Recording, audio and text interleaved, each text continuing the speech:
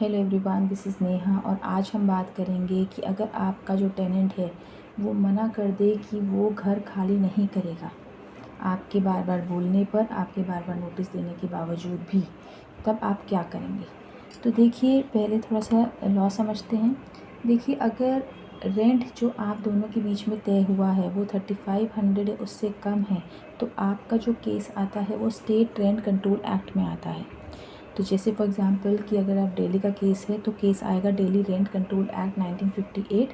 तो आप जो भी इविक्शन पिटीशन फाइल करेंगे, यानी एक पिटीशन जिसमें आप सामने वाली पार्टी से कह रहे हैं कि घर खाली करो, तो वो आप फाइल करेंगे बिफोर रेंट कंट्रोलर और उसमें आप स्टेट करेंगे ग्राउंड्स ऑफ इविक्शन। ये जो पूरा वीडियो बनाया है मैंने, ये थोड़ा सा मैंने 3500 अबव के केसेस के हिसाब से बनाया है। तो अगर मान लीजिए रेंट 3500 से ज़्यादा है, तब जो लॉ एप्लीकेबल होगा वो होगा ट्रांसफ़र ऑफ प्रॉपर्टी एक्ट 1882 के 2 सेक्शंस लगेंगे। एक होगा सेक्शन 106 जो ये कहता है कि आप ने एक लीगल नोटिस दिया है और आप कह रहे हैं कि ये जो टेनेंसी है ये टर्मिनेट हो जाएगी, जो भी आपने नोटिस दिया है 1 मंथ का, 15 डेज़ का। और सेक्शन 111 इसका भी क्लॉज है एच, जो ये कहता है कि लीज़ एंड हो जाती है नोटिस के बाद।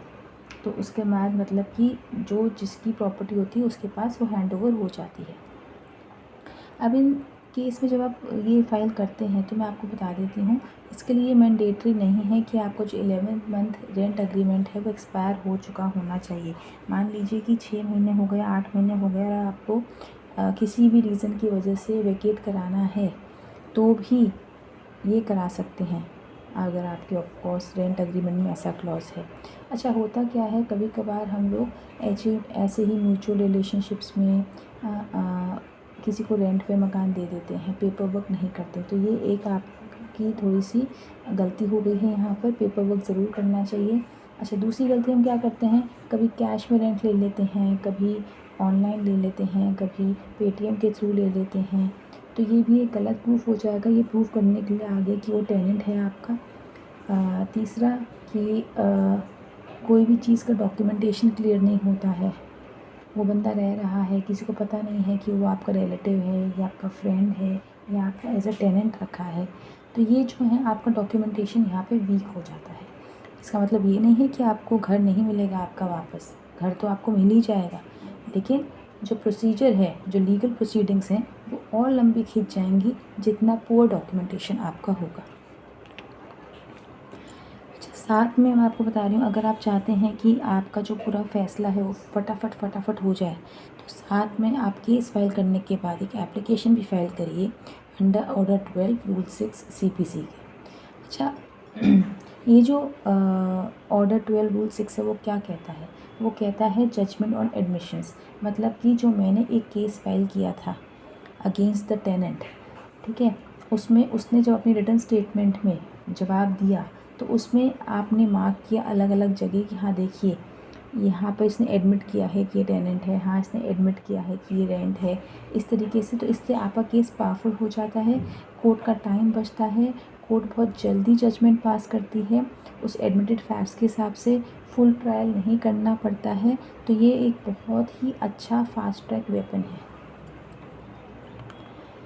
लेकिन आपको ये रूल 6 वर्क नहीं करेगा, मतलब CPC का ऑर्डर 12 रूल 6 नहीं वर्क करता जब टेनेंट कहता है, मतलब उसने आपकी पूरे की पूरे जो आपने केस फाइल किया है उसी के ही पे ही जवाब दे दिया कि मैं तो टेनेंट ही नहीं हूँ, और ये जो भी आप रेंट एग्रीमेंट दिखा रहे हैं उसमें सिग्नेचर फेक है और ऐसा तो कोई रेंट ही नहीं है। तो यहाँ पर उसने कुछ एडमिट नहीं किया। और रूल 6 सिर्फ तब वर्क करता है कि कोर्ट पास कर सकता है judgement only on the basis of admissions. तो आपको क्या फ़ोकस करना है, आपका केस कैसा होना चाहिए, आपकी राइटिंग क्या होनी चाहिए जब आप पिटीशन फाइल कर रहे हैं, कि सबसे ज़्यादा आपको 3 चीज़ों पे फोकस करना है। पहला, रिलेशनशिप, कोई भी चीज़ जो ये बताए कि आपका लैंडलॉर्ड टेनेंट रिलेशनशिप है। रेंट, जो ये बताए कि हाँ भाई इतना रेंट आप दो लोगों के बीच में चल रहा है। पोजेशन, कि हाँ उस दौरान, इस पीरियड में जो टेनेंट है वो वहाँ पर रह रहा है। तो आपको इन सब चीज़ों पे फोकस करना है और इसी तरीके से आपको अपना पिटीशन लिखना है जी, जिससे जब वो रिटर्न स्टेटमेंट में अपना उस पिटीशन पे जवाब लिखेगा तो वो उसी लाइंस पे लिखेगा जवाब, तो आपके प्रूफ्स ऑटोमेटिकली इकट्ठे हो जाएंगे। फिर आप ऑर्डर 12 रूल 6 लगाएंगे सीपीसी का जो बात करेगा जजमेंट ऑन एडमिशन्स के ऊपर, उन एडमिशन्स के बेसिस पर कोर्ट जजमेंट कर देगा और आपका केस बहुत जल्दी सॉल्व हो जाएगा। मतलब 6 महीने से 2 साल के अंदर अंदर हो जाएगा। अदरवाइज़ अगर लंबा ट्रायल गया तो कभी कभार बहुत लंबा चला जाता है। तो आपको केस कैसे फाइल करना है, देखिए सिविल सूट है तो डिस्ट्रिक्ट कोर्ट में फाइल करेंगे। आप देख लीजिए जिसका जुरिस्डिक्शन है, ठीक है, वहाँ पर आप उसी डिस्ट्रिक्ट कोर्ट में फाइल करेंगे जहाँ पर प्रॉपर्टी सिचुएटेड है, उस एरिया का जुरिस्डिक्शन होता है, तो वहीं पर ही केस फाइल करेंगे। आप पूरा क्लियरली मेंशन करेंगे कि सेक्शन के दौरान आप कर रहे हैं। Transfer of property acts mention करेंगे आपको अपने क्या क्या चाहिए। रिकवरी ऑफ पोजेसन चाहिए, मतलब आपको इविक्शन चाहिए कि वो मकान छोड़ दे, आपके जो डैमेजेस हैं वो बेयर करे, जो रेंट के अरियर्स हैं वो बेयर करे, जो लिटिगेशन कॉस्ट है वो बेयर करे, ठीक है। जब टेनेंट जो है रिटर्न स्टेटमेंट देता है उसके बाद आप तुरंत एप्लीकेशन लगा दीजिए इसी सूट के अंदर ही, ऑर्डर 12 रूल 6 के अंदर, जिससे कि आपका, और मेंशन कीजिए एग्जैक्ट लाइंस रिटर्न स्टेटमेंट के हिसाब से जहाँ जहाँ टेनेंट ने एडमिट किए हैं फैक्ट्स। इससे आपका केस स्ट्रॉन्ग हो जाता है। कभी कभार जैसे मैंने आपको बताया है कि टेनेंट एडमिट नहीं करते हैं फैक्ट्स, ऐसे में आपको क्या करना है, ऐसे में देखिए अपने केस को और मजबूत करने के लिए आप क्या कीजिए, रिटर्न स्टेटमेंट के बाद एक आप नोटिस भेज दीजिए। आप ऑर्डर 12 रूल 2 सीपीसी के तहत आप एक नोटिस भेज दीजिए जहाँ पर आपने डाला है नोटिस टू एडमिट फैक्ट्स। उसमें आप क्लियरली उस नोटिस में आप डालिए कि आप एडमिट कीजिए कि एग्रीमेंट आपके हमारे बीच में है, आप एडमिट कीजिए सिग्नेचर्स हैं, आप एडमिट कीजिए ये रेंट है, ये सब आप इस तरीके का एक नोटिस डालिए। अब उसमें आप क्लियरली लिखिए कि इस नोटिस का जवाब इतने दिन के अंदर आप देंगे। अगर आपने कोई भी चीज़ को आपने डिनाई किया तो कोर्ट इम्पोज करेगी आप पे कॉस्ट, ठीक है। इससे आप ही का डिफेंस जो है कमज़ोर हो जाएगा। तो ऐसे में क्या है, इसमें जो टेनेंट है फंस जाता है, क्योंकि अगर उसने एडमिट कर लिया तो ऑर्डर 12 रूल 6 लग जाएगा, कोर्ट का फैसला बहुत जल्दी आपके फेवर में हो जाएगा। अगर उसने एडमिट नहीं किया लेकिन जब ट्रायल चला और आपने डॉक्यूमेंट्स दिखा दिए या कोई भी प्रूफ दिखा दिया तो वो फॉल्स प्रूफ हो जाएगा टेनेंट और उस पर कॉस्ट इम्पोज हो जाएगी। तो दोनों सूरतों में जो टेनेंट है फंस जाता है। तो ये बहुत ज़रूरी है। अगर आप ऑर्डर 12 रूल 2 और रूल 6 साथ साथ आप यूज़ करते हैं अपने ट्रांसफ़र प्रॉपर्टी एक्ट के सेक्शन 106 और 111H के साथ, तो आपका केस बहुत अच्छे से और बहुत जल्दी रिज़ॉल्व हो जाता है और आपको आपका मकान मिल जाता है। लेकिन मैं अगेन आपको यहाँ पे ज़रूर कहूँगी कि ये सब कुछ मैं आपको एडवाइस ज़रूर कर रही हूँ, लेकिन फिर भी क्योंकि सीधा केस तो है नहीं, अगर सीधा होता तो टेनेंट इतनी नौबत ही नहीं आती, टेनेंट वैसे ही खाली कर देता। तो अगर इतना टेढ़ा केस है तो प्लीज़ आप अपॉइंट कीजिए कि एक्सपीरियंस्ड एडवोकेट जिसने इस तरह के केसेस को मल्टीपल बार हैंडल किया है सक्सेसफुली, क्योंकि वो लोग बहुत अच्छे से लगाना जानते हैं कि कब कौन सा रूल लगाना है, कब नोटिस भेजना है, और जिस तरीके से वो करते हैं वो बहुत फास्ट ट्रैक आपका काम करा देंगे। यहाँ पर समझने की बात ये है कि देखिए सबसे पहले तो अगर म्यूचुअली अंडरस्टैंडिंग से हो जाए तो कोर्ट कचहरी करिए मत, उसके कोई फ़ायदा नहीं होता, बहुत टाइम लगता है, बहुत पैसा भी लग जाता है।